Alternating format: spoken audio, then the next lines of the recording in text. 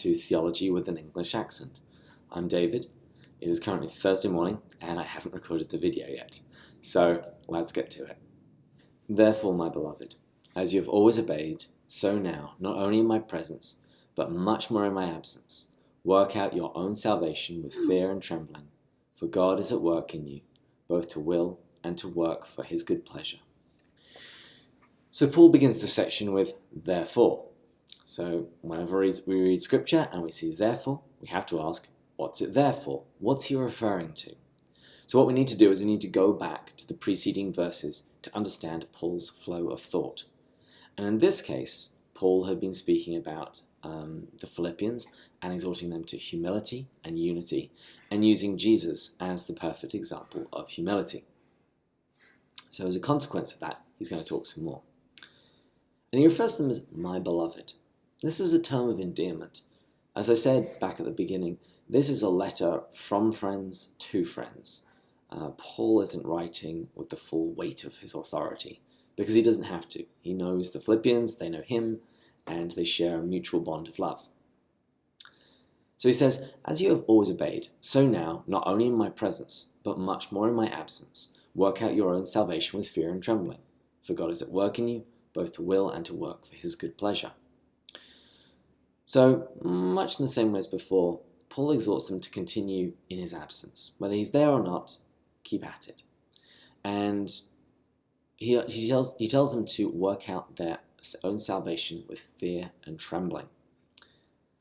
Now, it's clear from this that more works aren't involved in our initial salvation. They do have a role to play in our final salvation.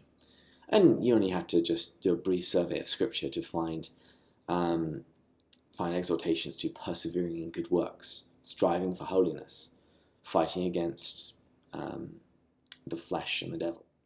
And Paul tells them to work out this salvation with fear and trembling because of the seriousness of this task. You know, their very salvation.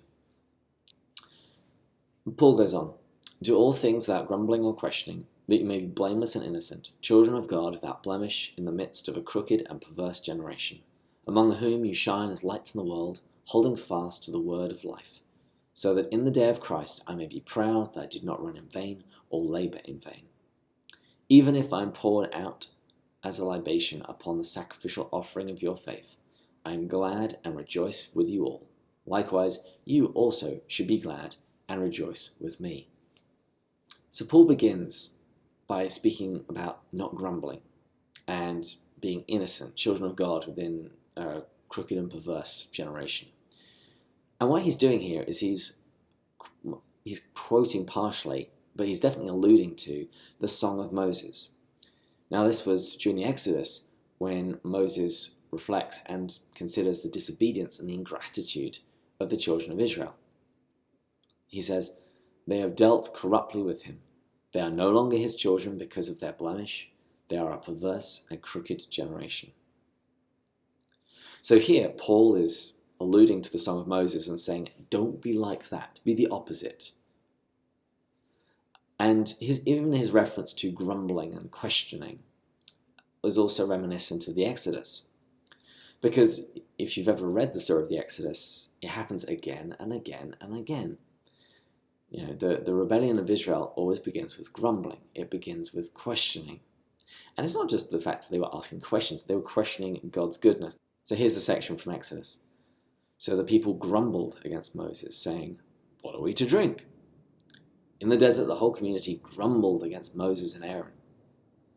But the people were thirsty for water there and grumbled against Moses. They said, why did you bring us up out of Egypt to make us and our children and livestock die of thirst? So you see in those little sections, we've got lots of grumbling and lots of questioning. And Paul is exhorting the Philippians to not grumble, not question, because we know where that ends up. What Paul is doing is he's taking that Old Testament passage and extracting the moral sense, the moral meaning out of the passage and applying it to the Philippians.